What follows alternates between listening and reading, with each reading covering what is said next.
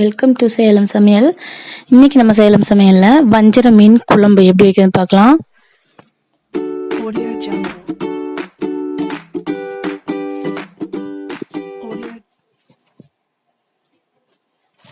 ஒரு மண் சட்டி எடுத்துக்கோங்க. அதில் 2-3 டேபிள் ஸ்பூன் எண்ணெய் நல்லா காஞ்சதுக்கப்புறம் கடுகு போடலாம். மண்சட்டியில் வச்சா இன்னும் நல்லா டேஸ்ட்டாக இருக்கும் மீன் குழம்பு. அது எல்லாருக்கும் தெரிஞ்ச விஷயந்தான். அதனால் எப்போவுமே நான் மீன் குழம்பு வைக்கும்போது மண் சட்டி தான் யூஸ் பண்ணுவோம். இப்போ எண்ணெய் நல்லா காஞ்சிருச்சு. கடுகு 1 டீஸ்பூன் கடுகு போட்டு, கடுகு நல்லா பொரியணும், வெடிக்கணும். அப்படின்னா தான் நீங்கள் அடுத்தது போடணும். எப்போவுமே கடுகு வெடிக்காமல் நம்ம வேறு இது பண்ணக்கூடாது. கடுகு வெடிக்கலைன்னா அந்த குழம்பே பாய்சன் ஆகிடும் அப்படின்னு சொல்லுவாங்க. வெடிச்சதுன்னா நல்லா டேஸ்ட்டாக மணமாக இருக்கும். அப்புறம் ஒரு 20-23 சின்ன வெங்காயம், அது நல்லா பேஸ்ட் பண்ணி வச்சுருக்கிறேன். அதை போட்டாச்சு. அதை நல்லா மிக்ஸ் பண்ணணும். நல்லா பச்சை வாசனை போகிற அளவுக்கு வதக்கணும். ஒரு கையளவு கருவேப்பிலை போட்டுக்கலாம். கருவேப்பிலை ஒரு கையளவு. அப்புறம் இஞ்சி பூண்டு பேஸ்ட்டு 2 ஸ்பூன் அளவுக்கு போட்டுக்கலாம். இஞ்சி பூண்டு பேஸ்ட்டு. இதில் வேறு மீன் குழம்புலாம் பார்த்திங்கன்னா வெறும் பூண்டு மட்டும்தான் போடுவாங்க.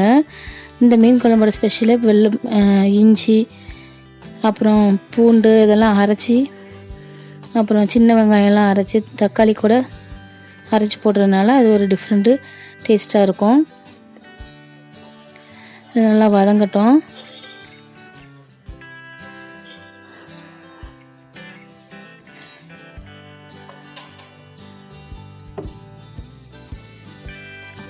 ஒரு 2 தக்காளி அதையும் அரைச்சி வச்சுருக்கேன். அதையும் போட்டுடலாம். அதையும் போட்டு நல்லா பச்சை வாசனை போகிற அளவுக்கு நல்லா வதக்கணும். இப்போ இந்த ஸ்டேஜில் உங்களுக்கு எண்ணெய் பத்தலை அப்படின்னா கொஞ்சமாக ஊற்றிக்கலாம். ஒரு 2 டேபிள் ஸ்பூன் அளவுக்கு எண்ணெய் ஊற்றிக்கலாம். அப்புறமா ஒரு 1/2 டீஸ்பூன் பெருங்காயப்பொடி,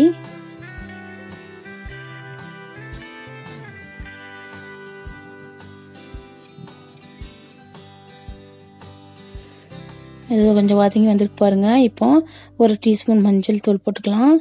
நம்ம மசாலாலாம் ஆட் பண்ண போகிறோம். இப்போ மஞ்சள் தூள் ஆட் பண்ணியாச்சு. இப்போ தனியாத்தூள் 2 ஸ்பூன், 2லேருந்து 2 டீஸ்பூன் வரைக்கும் போட்டுக்கலாம் தனியாத்தூள்.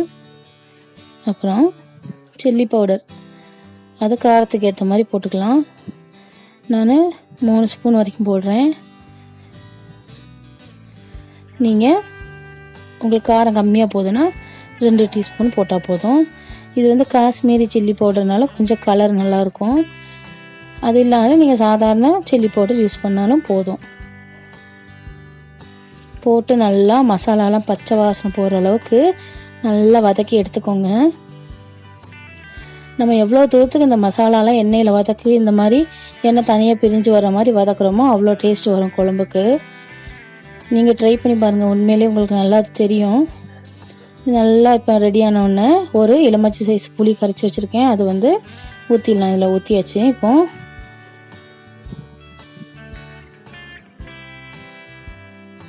இப்போ இந்த மசாலாவில் எப்படி எண்ணெய் திரிஞ்சு தனியாக வந்ததோ அது மாதிரி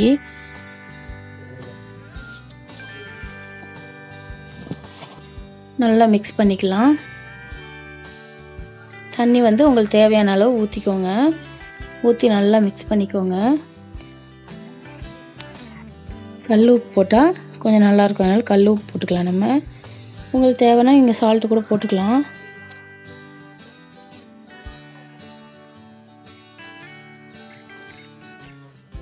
தேவையான அளவு தண்ணி ஊற்றலாம். தண்ணி ஊற்றிட்டு நல்லா கொதிக்கணும். மீன் குழம்பு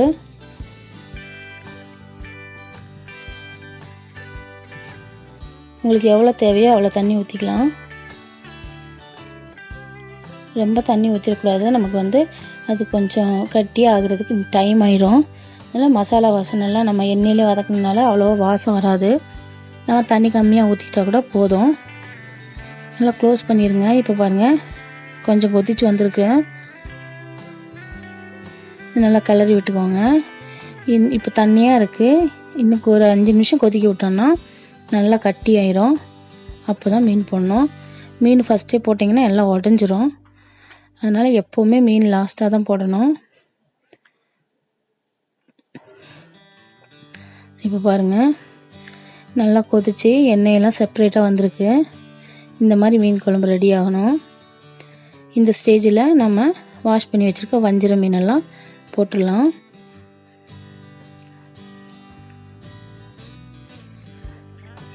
வஞ்சர மீன் வந்து நான் வாஷ் பண்ணி எடுத்து வச்சுருக்கேன். 1 kg எடுத்து வச்சுருக்கிறேன். மீன் போட்டதுக்கப்புறம் குழம்பு வந்து கொஞ்சமாக தண்ணியாக வரும். அப்போ வந்துட்டு நீங்கள் கொஞ்சம் ஒரு 2 நிமிஷம் சிம்மில் வச்சு கொதிக்க வைக்கணும். நிறைய கிளறியும் விடக்கூடாது.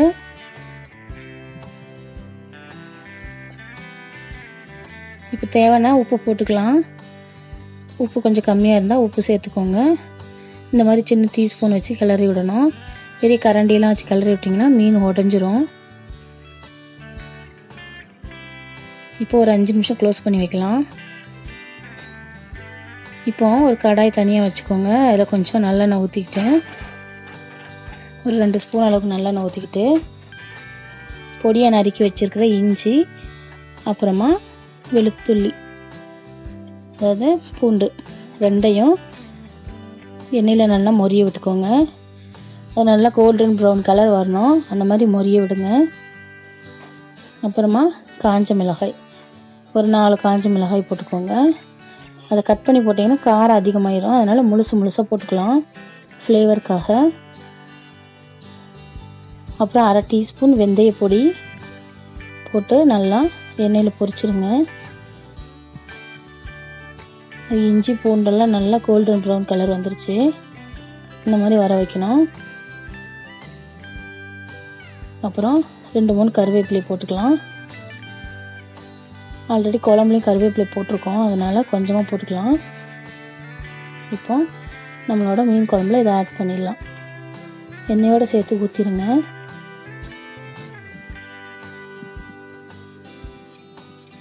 இது வந்து இந்த குழம்பு வந்து நல்லா டேஸ்ட்டாகவும் இருக்கும், ஃப்ளேவர் நல்லாயிருக்கும். அதுக்காக தான் நம்ம இதை ஆட் பண்ணுறோம்.